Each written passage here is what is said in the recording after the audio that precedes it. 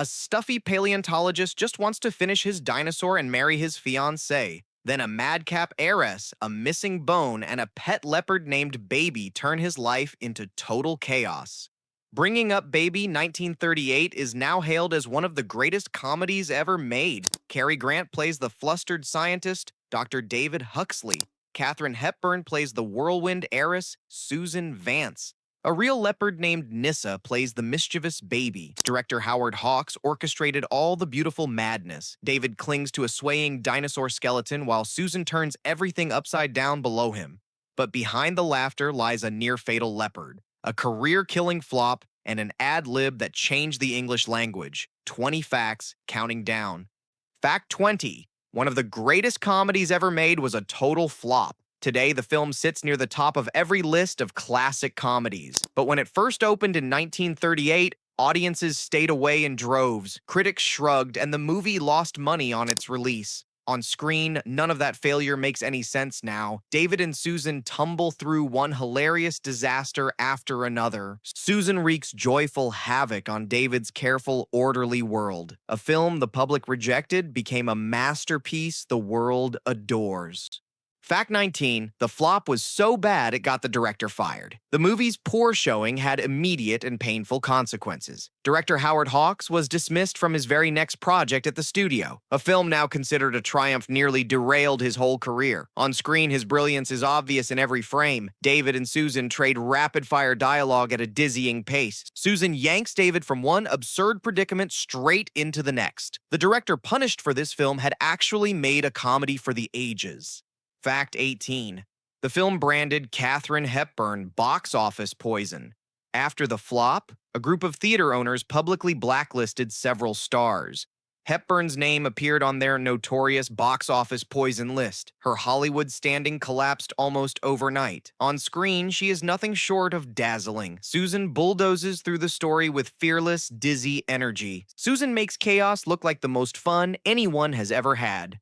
The actress the industry gave up on was giving a performance for the ages. Fact 17. Baby was a real, live leopard on set. The lovable baby wasn't a trick or a costume. She was a genuine leopard named Nissa, prowling the actual set. Her trainer stood just off camera with a whip for every single shot. On screen, the danger is thrillingly real. Susan coaxes the big cat through a doorway as it swishes its tail. Baby pads across the room while David flattens himself against the wall. A live predator shared the soundstage with the stars in scene after scene.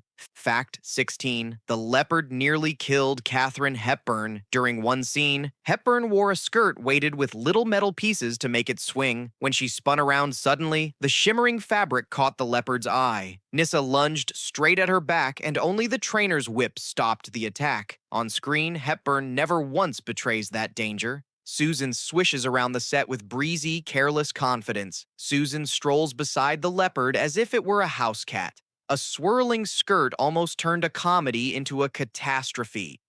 Fact 15. Cary Grant's terror on screen was completely real. Grant was deeply, genuinely frightened of the leopard. Whenever David looks nervous around Baby, that fear is not acting at all. A stunt double stepped in for the scenes where the two had to touch. On screen, that unease is oddly perfect for the character. David edges around the leopard, stiff and wide-eyed with panic. David freezes whenever the big cat brushes too close. The suavest man in Hollywood was quietly petrified the entire time. Fact 14. The same leopard secretly played two roles. In the story, there are two leopards, the gentle baby and a vicious, escaped circus cat. Both were played by the very same animal, Nissa. Filmmakers painted extra whiskers on her to make the wild leopard look meaner. On screen, the trick is surprisingly convincing. Baby purrs and follows Susan around like an overgrown kitten. The savage version stalks through the dark woods, threatening everyone. One tame leopard played both the hero's pet and the story's monster. Fact 13. The filmmakers used tricks to keep the cat away from the stars. A live leopard was far too risky for close contact with the actors, so the crew leaned on split screens and rear projection to fake it. In some shots, they even used a leopard puppet instead of the real thing. On screen, the seams are almost impossible to spot. Susan seems to hold Baby's leash just inches from her face. David appears to share a tiny car with the Beast. Half the Leopard's scariest moments were carefully faked for safety. Fact 12. Katharine Hepburn had never done comedy before. Before this film, Hepburn was known for heavy drama, not laughs. At first, she tried too hard, pushing the jokes and falling flat. Director Hawks brought in a vaudeville veteran to teach her to play it straight. On screen, the lessons transformed her completely. Susan delivers outrageous lines with a perfectly innocent face. Susan never winks at the audience, which makes her twice as funny. A dramatic actress learned screwball comedy on the fly and mastered it. Fact 11. Hepburn got her acting coach cast in the film. The vaudevillian hired to teach her comedy was Walter Catlett. Hepburn was so impressed with him that she made a special request. She insisted the studio give Catlett a role in the movie itself. On screen, he turns up as the bumbling town constable. Susan spins wild lies to the flustered lawman who has arrested her. Susan plays a tough-talking gangster's moll just to torment him. A comedy teacher earned himself a memorable part thanks to his star pupil. Fact 10. Cary Grant improvised a line that changed the language. In one scene, David is caught wearing a woman's frilly robe. Asked why, Grant ad-libbed a reply that wasn't in any script. He leapt into the air and cried, "I just went gay all of a sudden." Many historians call it one of the first uses of that word in its modern sense on screen. On screen, the moment is pure, startling comedy. David flings his arms up in the fluffy negligee, utterly exasperated. David storms around the house in the ridiculous outfit. A single improvised line quietly made film history. Fact 9. Grant modeled his character on a silent film legend. To play the nerdy, bumbling professor, Grant needed a brand new persona. He borrowed heavily from Harold Lloyd, the bespectacled king of silent comedy. The round glasses and flustered manner came straight from Lloyd's playbook. On screen, it's a total transformation. David blinks helplessly behind his thick spectacles. David fumbles and stammers, nothing like Grant's usual smooth heroes. Hollywood's most debonair star vanished into a clumsy, lovable geek. Fact 8. The dog was already a huge movie star. George the Terrier isn't just any pooch. He was played by Skippy, the famous dog better known as Asta from The Thin Man. That little terrier was one of the most beloved animal actors of the era. On screen, he nearly steals the whole film. George snatches the precious dinosaur bone and trots off with it. George buries his treasure in the garden, while David digs frantically. A canine celebrity quietly upstaged two of the biggest stars in Hollywood. Fact 7. The stars kept ruining takes by laughing. Hepburn and Grant adored making the film together. So much so that they often collapsed into uncontrollable giggling fits. Those laughing spells wrecked take after take and pushed the shoot over budget.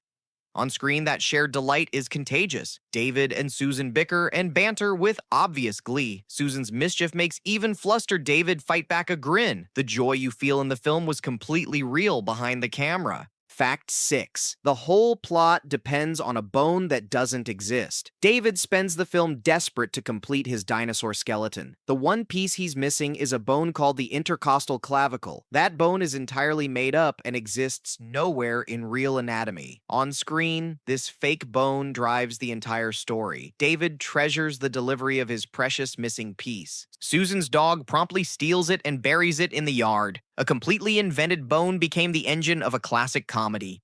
Fact 5. Neither star was the first choice for the role. It's impossible now to imagine anyone else in these parts. Yet Hawks originally wanted Carole Lombard to play Susan, and the role of David was turned down by several leading men first. On screen, the eventual pairing feels like pure destiny. David and Susan spark off each other in perfect comic rhythm. Susan drags a protesting David deeper into her madness with every scene. Two reluctant second-choice stars became one of cinema's greatest comic duos. Fact 4. The director later admitted his one big mistake. For years, Hawks wondered why such a funny film had flopped so hard. He eventually decided he knew exactly what had gone wrong. In his own words, "Everyone you meet was a screwball, with no normal person to ground it. On screen, that wall-to-wall madness is now the whole appeal.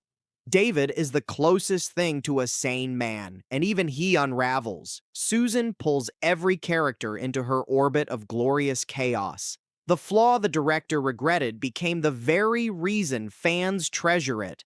Fact 3. The film perfected a comedy template still copied today. This was screwball comedy at its wildest and most refined. Its blend of fast talk, physical chaos, and battling lovers set the mold. Decades later, films like What's Up, Doc openly copied its formula. On screen, you can see the blueprint being drawn. David and Susan's love-hate sparring became the comedy standard. Susan's beautiful chaos still echoes in romantic comedies today. One 1938 flop quietly wrote the rulebook for decades of laughter. Fact 2. Hepburn turned the disaster into her greatest comeback. Branded box office poison, Hepburn flatly refused to accept defeat. She bought her way out of her studio contract to control her own fate. Then she engineered a triumphant return with the Philadelphia Story. On screen here, that steal is already visible. Susan never once doubts herself, no matter the chaos she causes. Susan bends the entire world to her will through sheer nerve. The star Hollywood discarded came roaring back on her own terms. Fact 1. The film's famous finale is one giant metaphor. For 4 years, David has painstakingly built his towering brontosaurus skeleton. In the final scene, Susan climbs a tall ladder beside it to reach him. The ladder sways and the entire dinosaur comes crashing down in ruins. On screen, it is the perfect ending to their story.